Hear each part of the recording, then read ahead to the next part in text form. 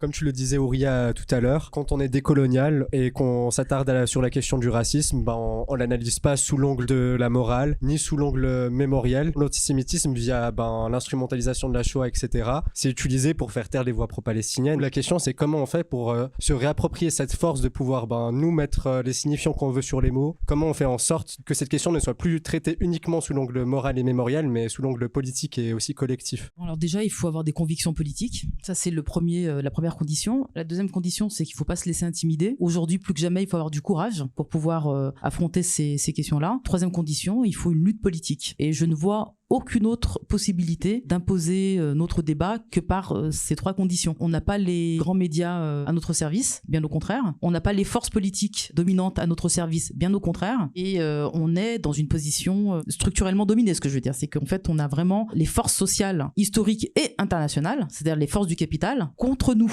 Dans l'équation, on est vraiment petit. Alors pour imposer notre point de vue, il faut lutter.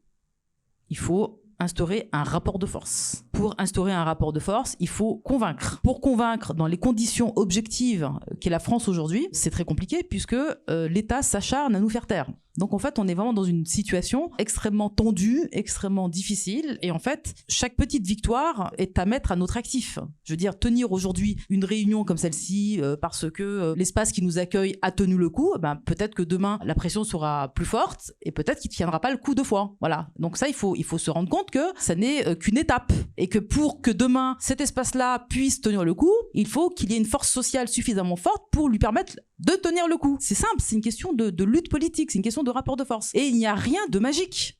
Et il n'y a rien de nouveau, on ne va rien inventer. C'est notre capacité à renverser les rapports de force qui feront qu'on sera en capacité ou pas de tenir notre parole et de proposer une alternative à ce qui pointe, c'est-à-dire les nouvelles formes de fascisme.